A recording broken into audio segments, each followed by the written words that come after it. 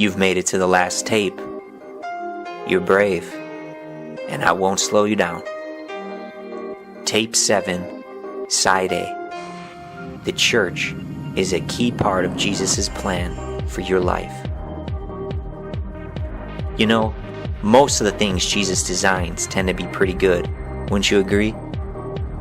Photosynthesis, taste buds, affection, feathers, blood clotting, color, music, and the church needs to be up there on that list too. Have you ever thought about that? It's true. Local believers gathering under the authority of biblically qualified and appointed elders and overseers for the purposes of worship, prayer, fellowship, Bible teaching, and communion. This wasn't a human idea, and it's got nothing to do with the building. It's a Jesus thing through and through. Remember, this was His grand plan and masterpiece, His treasure of treasures, His bride. Stamp these words on your heart, straight from the King's mouth. Matthew 16:18, quote, I will build my church, and the gates of Hades will not overcome it, unquote. People in our generation who say they love Jesus but are, quote, against organized religion, unquote, and who, under that banner, ignore the church, again, not the building, but the church itself. Those people are mistaken. But more than that, they're in danger. My goal in making these tapes is not to win an argument, but to help save a generation I love.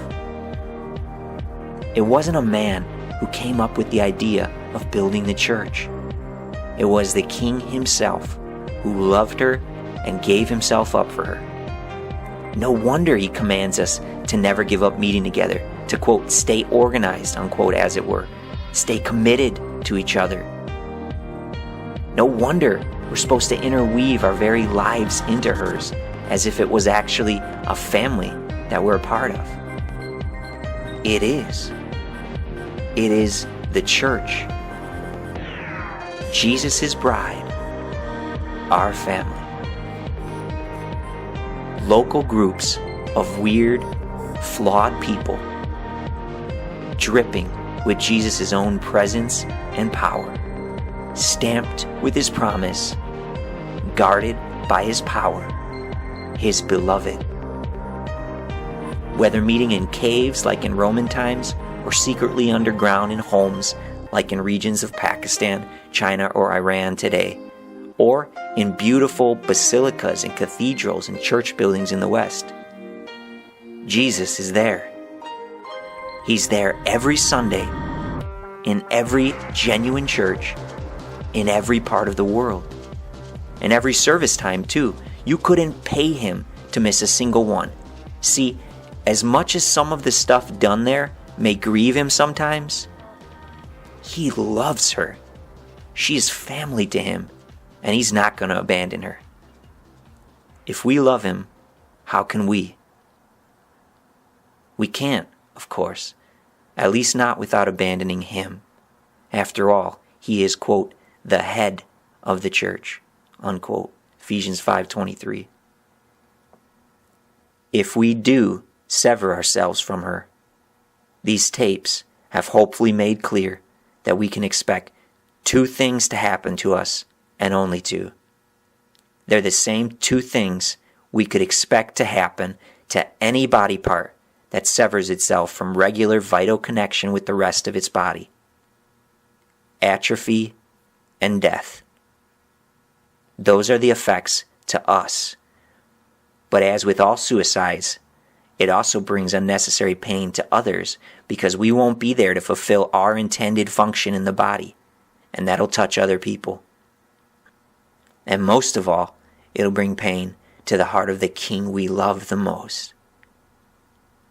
Hannah Baker was not real, but you are. King Jesus did not have plans for Hannah Baker's life, but He does have plans for yours. And I don't claim exactly to know what they are, but I know one thing: they are good. And I also know they involve a vibrant relationship with a local church family for the rest of your life. If you've listened to these tapes, then the good news is it's not too late for you. You've been given a gift, 13 gifts to be precise. But everything hinges on what you do next. What will you do now?